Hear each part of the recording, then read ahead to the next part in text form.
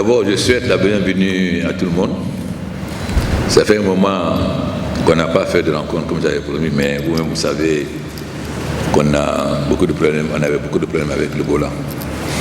Le premier point que je vais aborder, c'est l'accord signé concernant les élections. Cet accord, évidemment, et la mouvance présidentielle n'est pas très contente, ni le pays d'Arc-en-Ciel, ni les partis alliés. Ils ont estimé qu'on a fait trop de concessions. En effet, au départ, l'opposition parlait des délégations spéciales. Des délégations, il y en a en tout pour tout combien? 28. Donc le problème c'était les délégations. Pourquoi? Parce que les délégations, ils ont été nommés par le président de la République, donc ils sont partisans. Bien que, selon le nouveau code électoral, les délégations, les communes et les maires, les chefs de quartier ne jouent plus aucun rôle, ni pour la distribution des cartes, ni pour la... Ils ne jouent aucun rôle dans la politique électorale. On nous a répondu que oui, ils ne jouent pas de rôle, mais ils peuvent influencer. Ils sont des personnes d'influence. Donc au départ, nous avons dit, bon, puisque vous pensez que c'est des personnes d'influence, il y en a 38, ok. L'opposition a la moitié, la mouvance, la moitié. Mais comme toujours, l'opposition, quand il demande une chose aujourd'hui, dès qu'on accepte, il demande autre chose, dès qu'on accepte, il demande autre chose.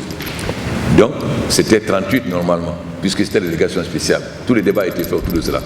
Et brusquement, on dit non, les autres communes aussi doivent être concernées. On dit, mais les autres communes, là, ils ont été élus. On ne voit pas pourquoi. Et ce n'est pas le président qui les a désignés. Bon, il y a eu de concession. À un moment donné, la mouvance s'est bloquée sur 98, je crois. Non, 58, je crois. Mais à mon âme et conscience, moi je me suis battu pendant 50 ans pour la démocratie dans ce pays-là. Et je veux que les élections en Guinée soient des élections modernes. Pour cela, il fallait permettre à ce que personne ne soit empêché d'aller aux élections. Et l'opposition avait une attitude, on ne va pas en négociation en disant tout ou rien. Si on vient dans l'attitude, c'est 128 ou rien. J'ai expliqué que quand on négocie, chaque parti fait des concessions. On ne peut pas venir en disant c'est ça ou rien. Bon, mais l'opposition est restée sur cette position. Et j'ai estimé, sans consulter la mouvance, j'ai accepté. Et j'ai expliqué à la mouvance pourquoi. Parce que c'est moins important d'avoir des maires que d'avoir des élections présidentielles inclusives, que tout le monde participe. Donc évidemment, la mouvance a accepté en traînant les pieds, et le RP d'Arc-en-Ciel et les alliés. Bon, mais je pense qu'il est important que les élections législatives, présidentielles, personne n'ait d'argument. Je dis, je ne vais pas aux élections par telle chose. Bon, donc c'est pourquoi j'ai accepté et contraint la mouvance et les alliés à accepter, même si ce sera une bagarre entre nous, mais il faut privilégier que les élections présidentielles se passent dans les meilleures conditions. Parce qu'il faut un état de droit en Guinée. Mais l'état de droit, ça veut dire que toutes les libertés doivent être permises, mais dans un cadre respectant la loi. La liberté de manifestation est une liberté fondamentale, mais la protection des biens et des personnes aussi est une responsabilité fondamentale.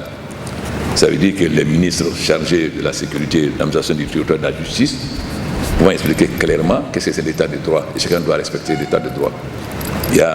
Quand on organise des manifestations, on a des obligations. Les ministres les rappelleront cela. Parce qu'on n'acceptera plus que l'état de droit soit mis en cause. Nous voulons renforcer l'état de droit en Guinée et chacun doit respecter l'état de droit. Mais les ministres auront l'occasion de faire le point sur ça. Ça donc, c'était le premier point que je voulais parler. Et ça a permis quand même que l'accord soit signé et qu'aujourd'hui, tout le monde puisse aller aux élections présidentielles.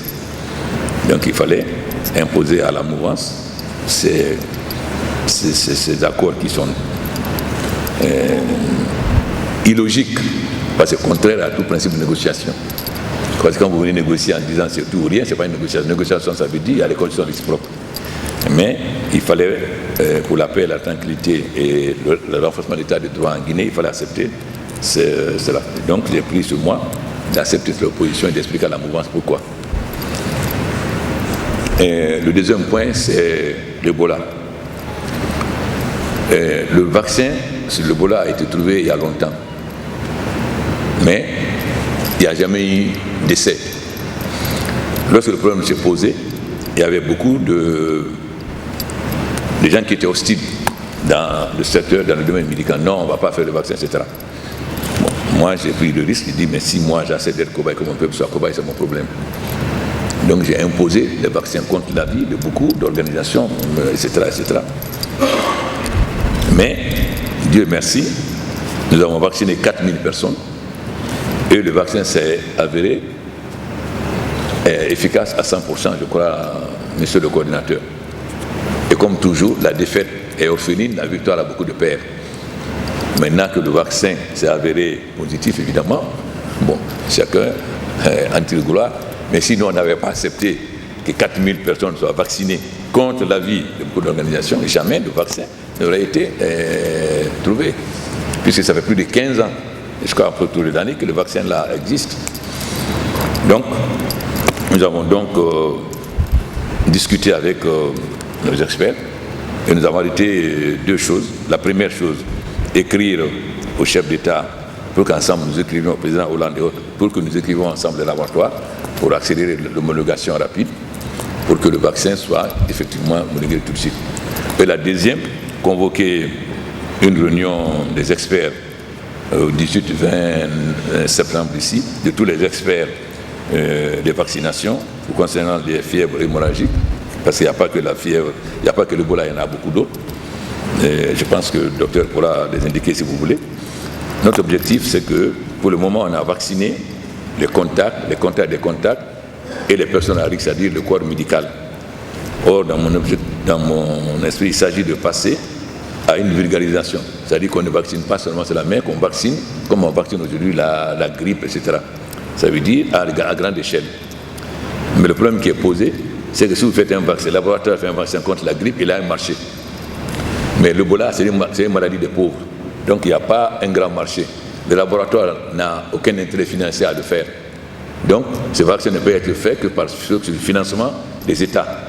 C'est pourquoi nous avons donc convoqué ce sommet en quelque sorte sur le vaccin, mais avec l'accompagnement de l'OMS et avec les partenaires, pour qu'à la sortie de là, on puisse faire les vaccins concernant non seulement l'Ebola, mais en général les fièvres, les maladies, les fièvres hémorragiques.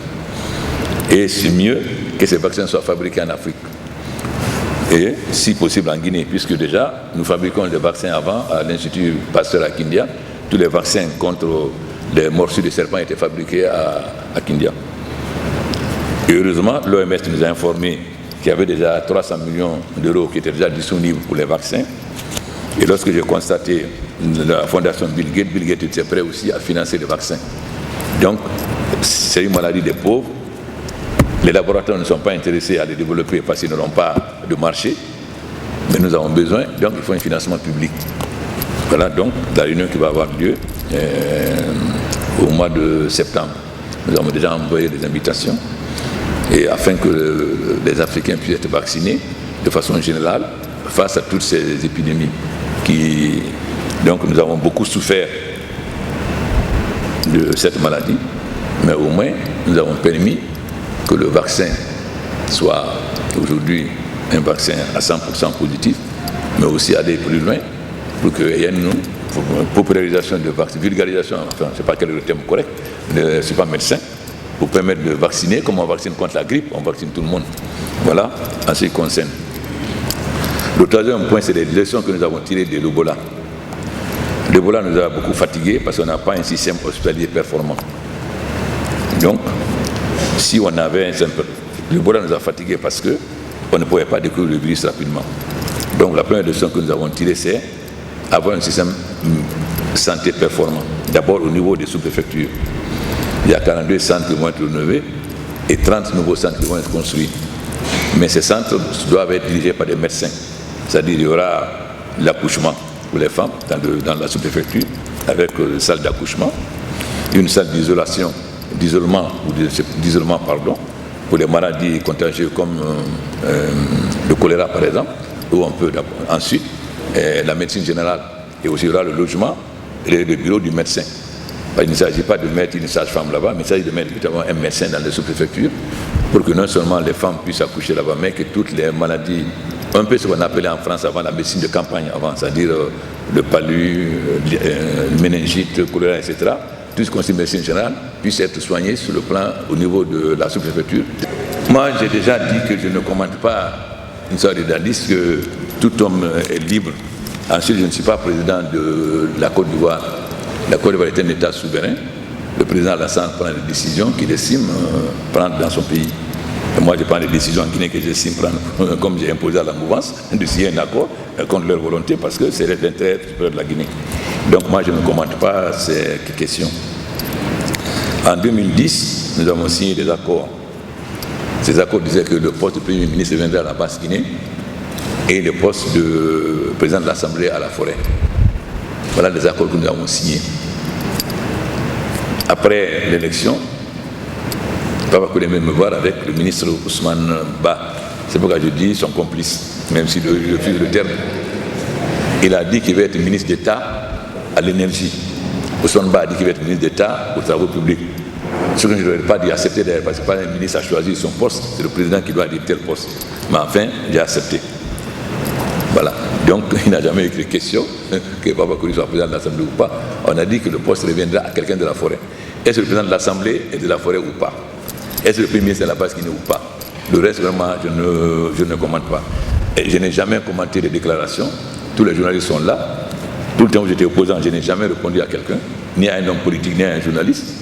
Aucun journal ne peut dire ici que j'ai utilisé le droit de réponse. Il n'y a aucun journal, vous n'avez jamais vu le droit de réponse Alpha Condé. Jamais. Ce que Dieu est son homme Sako, dans l'Indépendant, ou je ne sais pas l'Indépendant, chaque semaine, il y avait un article contre moi. Au point que cela lui a dit un jour, mais moi je suis journaliste comme toi, mais tu n'es pas crédible, chaque semaine tu attaques. Mais je n'ai jamais répondu, ce n'est pas mon problème.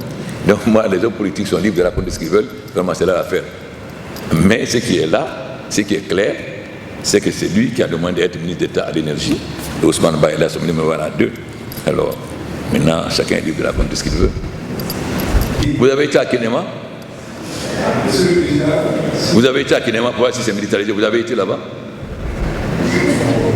Je vous pose la question. Vous avez été à Kenema?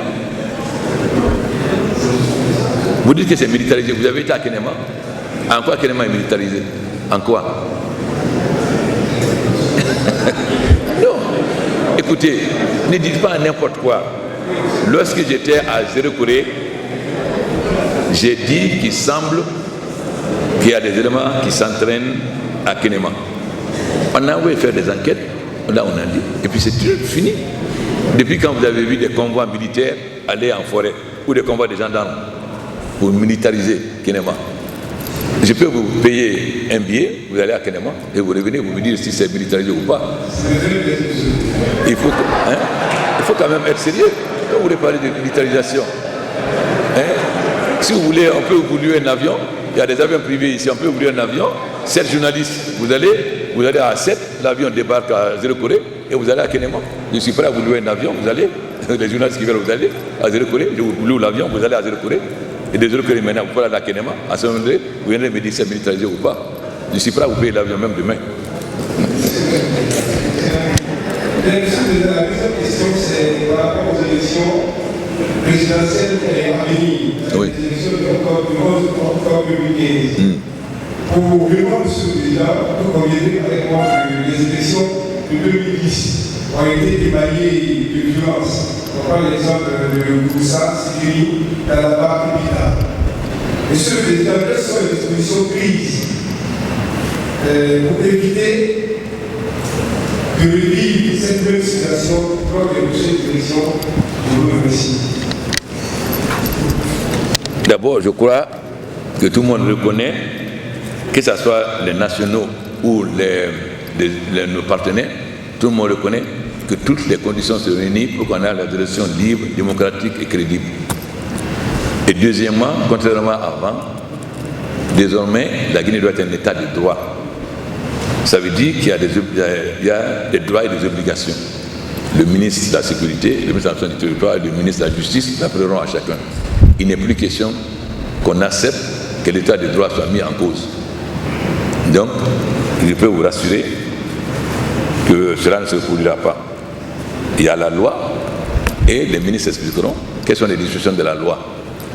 Et ces dispositions s'appliqueront de façon rigoureuse. Je dis bien de façon rigoureuse. Tout ce qui est prévu par le code pénal sera rigoureusement appliqué. Parce que l'état de droit, ça veut dire aussi respecter les biens, les personnes, respecter les personnes et les biens. Donc, il n'y a aucune raison aujourd'hui que toutes les revendications ont été satisfaites. C'est la Mouvasse qui devrait plutôt descendre dans la rue. Si quelqu'un devrait descendre dans la rue, c'est la Mouvasse qui devrait descendre dans la rue, contester le président. Parce que le président a accepté des choses qu'eux ne veulent pas. Je comprendrais que la Mouvasse descende dans la rue, mais descende dans la rue contre le président, pas pour les élections, mais contre le président, parce que le président a accepté des choses inadmissibles pour eux. À la rigueur, je peux concevoir qu'ils descendent dans la rue, mais je suis certain qu'ils ne casseront pas quelque chose. Mais ils sont libres de descendre dans la rue pour montrer qu'ils sont mécontents du président, parce qu'il a accepté ce qu'il ne devait pas accepter. Mais cela ne met pas en cause l'élection. Manifester contre le président, c'est une chose qui n'a rien à voir avec l'élection. Vous pouvez manifester contre le président parce que vous n'êtes pas d'accord avec ses décisions. La mouvance n'est pas contente, il faut manifester contre moi, c'est leur droit. Mais moi, j'estime que l'intérêt supérieur de la nation prime, c'est des intérêts individuels et particuliers. L'intérêt supérieur de la nation supérieur à l'intérêt du RPG, Arc-en-Ciel supérieur à l'intérêt des partis alliés. Mais je ne les interdis pas de me contester dans la rue, c'est leur droit. Et si vous connaissez le fonctionnement de la Cour pénale internationale, la Cour pénale internationale intervient par défaut. C'est-à-dire, quand le tribunal national ne peut pas, alors la Cour internationale prend le dossier. Nous avons mis en place un pool de juges. Il y a plus de 13 personnes qui sont inculpées, y compris les gens qui sont à la présidence. Il revient au juge de décider qui est coupable, qui n'est pas coupable. Ils entendent, je ne sais pas combien de milliers de témoignages. Donc, toute personne inculpée ne veut pas dire coupable. Mais les gens inculpés, qu'ils soient présidents ou derniers paysans, est soumis aux mêmes choses. C'est-à-dire, nous espérons que la justice guinéenne fera honneur à l'Afrique en étant capable de juger les atteintes aux droits de l'homme et qu'on ne sera pas obligé d'envoyer quelqu'un à la haine. Donc il revient à la justice guinéenne librement, sans ingérence aucune, de faire son travail. Il y a 13 personnes inculpées, les 13 ont les mêmes droits et les mêmes obligations. Moi, je n'ai pas peur de Conakry, je n'ai pas peur de vous. C'est pourquoi j'ai fait les fêtes d'indépendance délocalisées. Parce qu'avant, tout était concentré à Conakry, on s'en fout de l'intérieur. Mais 70% de la population guinéenne, au moins, c'est des paysans. Mais quand vous manifestez, donc le gouvernement a peur. Moi, vous n'avez qu'à manifester jusqu'à demain, je m'en fous, je n'ai pas peur, je m'en fous. Donc, les paysans, c'est leur problème, c'est eux. Moi, je suis venu pour travailler pour ces gens-là. Je suis venu pour travailler pour les pauvres, c'est eux qui m'ont mis ici. J'étais ni le candidat de la France-Afrique, ni le candidat des hommes politiques, ni des grands cadres. D'abord, on ne peut pas s'entendre, parce que les grands cadres sont habitués à piller le pays, et moi, je ne peux pas accepter ça. Donc, tout nous opposait. Alors, pourquoi voulez-vous que je n'aille pas dans les sous-préfectures? C'est eux qui m'ont élu. Est-ce que je suis élu pour... Comment je peux connaître les problèmes en étant assis ici? Vous pensez que les ministres, quand ils viennent, ils vont me parler des problèmes des paysans? 80% des problèmes des paysans, non. Enfin, ils ne sont pas habitués. Les préfets, comme les préfets vont dans les districts, pourquoi on a eu des problèmes de l'Ebola? Parce que les paysans n'avaient pas l'habitude de voir les gens. Ou ben, quand ils viennent, c'est pour les pressurer. Quand ils viennent, c'est pour faire du brigandage sur eux. Et les diplomates, l'ambassade des États-Unis, par exemple, qui va dans les villages, les gens lui disent, mais nous, on va pas. Quand les autorités viennent ici, c'est pour nous faire du mal, c'est pour prendre nos biens. Donc les gens étaient réticents. Une des raisons de réticence, c'est ça. Parce que les paysans ne sont pas habitués à voir les autorités. Ils ne viennent jamais. S'ils viennent, c'est pour brigander. Donc, il y a une résistance. Mais si moi je commence à aller dans les sous-préfectures, le préfet, le gouverneur, il est obligé d'y aller. D'abord, je vais avec lui.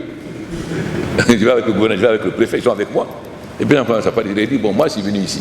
J'ai été à Mamoudou. Mamoudou, c'est une commune absolument difficile à faire. Mais si moi, le président vient, comme le gouverneur va venir, comment le préfet ne va pas venir? Donc, les préfets et les gouverneurs sont obligés maintenant d'aller vers le petit peuple, d'aller dans des districts, pour que les gens soient habitués à l'autorité. Il n'y a pas d'autorité. Dans les districts, il n'y a pas d'autorité. Le pouvoir n'existe pas. Parce que les autorités ne vont jamais, si les autorités ne vont pas, il n'y a pas de pouvoir. Alors, si les gens sont habitués à ne pas avoir de pouvoir, le jour où le pouvoir vient, ils sont réticents. Et quand on dit pouvoir, le pouvoir doit être exercé sur l'ensemble du territoire.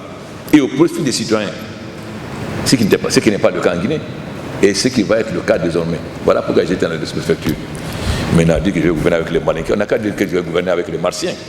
Ça, c'est l'affaire de ces gens-là. Moi, je suis un président de la ferme, je suis un panafricain.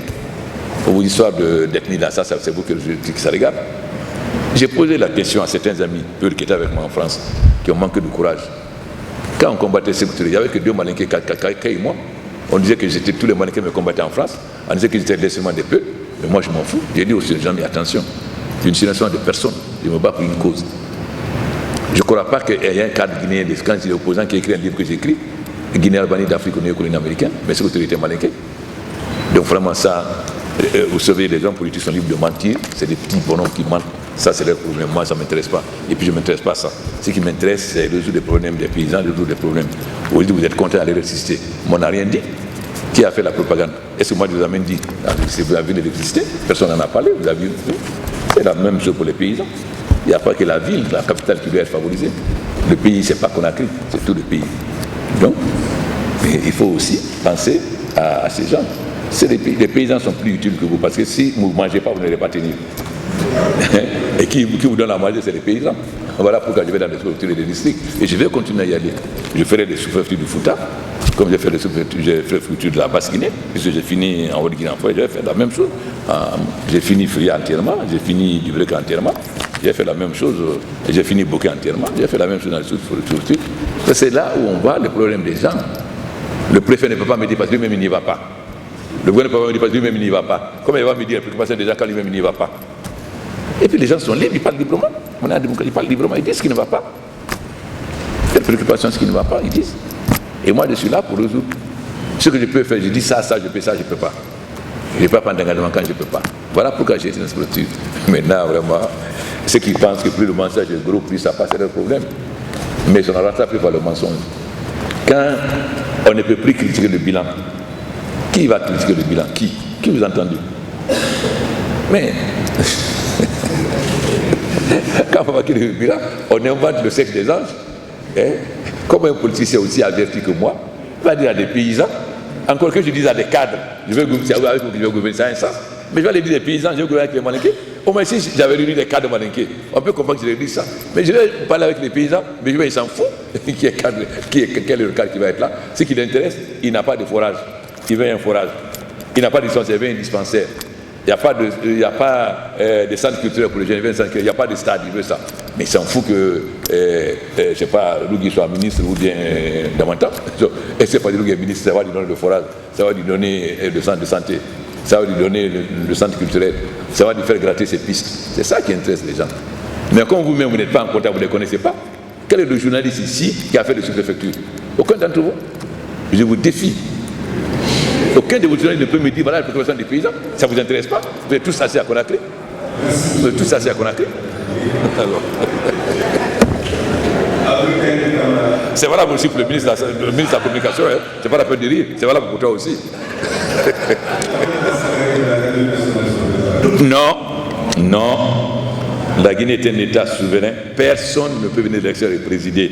Apprenez à être moins dépendant. Ce n'est pas sur le président. Ils étaient là comme témoins, pas de présidence. Les Guinéens eux-mêmes, ils étaient là comme témoins de nous accompagner, pas sur leur présidence. Il faut rectifier d'abord. Si vous voulez être soumis, moi je ne serai pas soumis en tant que président. Mais l'avocat est libre de porter plainte. Il est libre de porter plainte où il veut. Ça, c'est pas mon problème, c'est son problème. Il n'a qu'à porter plainte. C'est pas mon problème, c'est son problème. Et ensuite, l'accord avec le président, c'est quoi? On a été très loin. Il y a quand que Dieu son âme et de la mouvance présidentielle.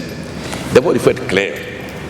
Je me suis toujours battu pour une CENI indépendante, professionnelle. J'ai même fait un document. Lorsque j'ai présenté, c'est les mecs qui parlent aujourd'hui qui ont dit non.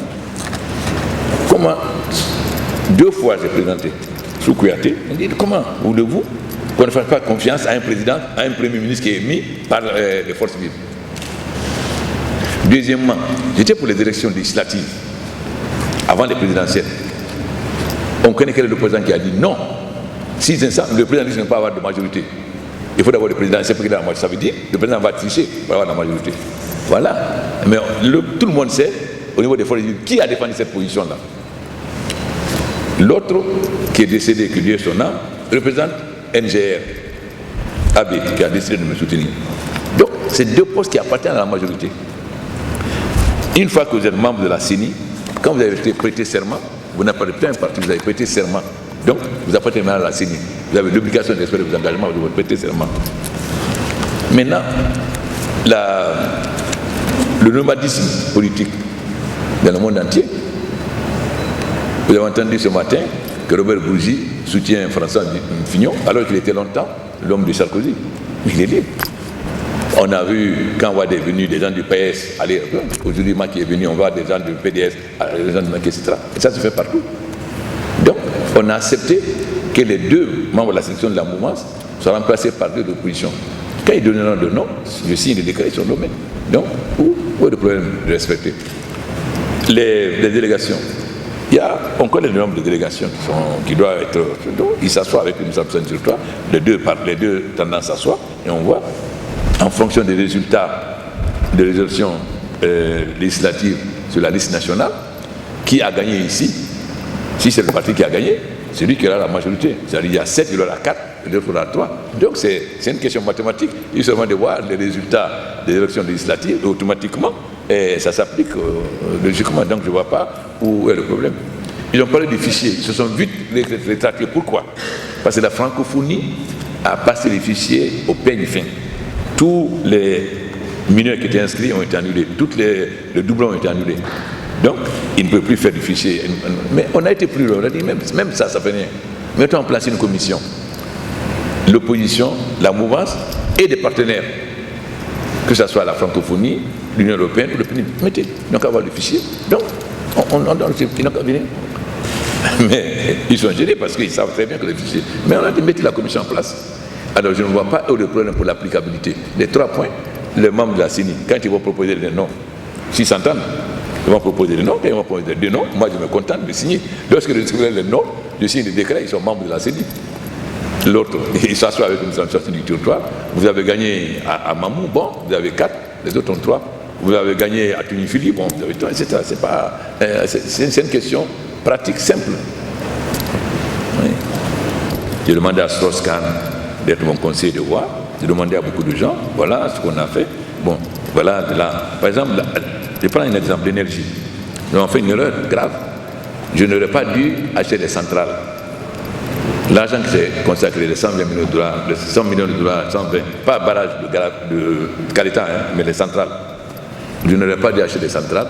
Je veux dire laisser des privés faire des centrales et vendre les kilowattheures à EDG et utiliser l'argent de l'État pour faire le transport et la distribution.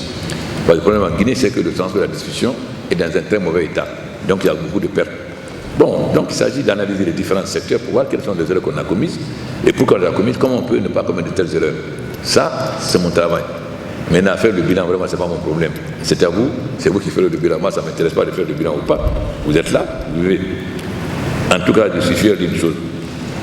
Ce qu'on a fait en 5 ans, ça n'a pas été fait pendant 50 ans. On a fait plus en 5 ans quand la Guinée en 50 ans. Et ça, je vous peux prendre secteur par secteur, je vous le démontrerai. Et les faits sont là, vous direz que ça soit le domaine de l'enseignement, des routes, de l'énergie, etc. On a fait plus que dans 50 ans.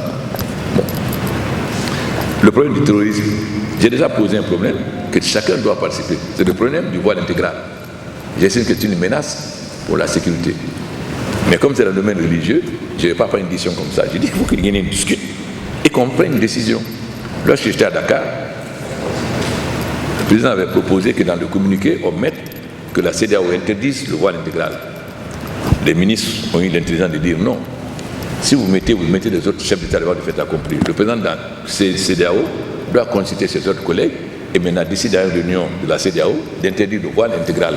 Mais ne pas mettre, parce que si on publie, moi je suis médiateur de Guinée-Bissau, le président de la CEDEAO, c'est comme si on obligeait les autres.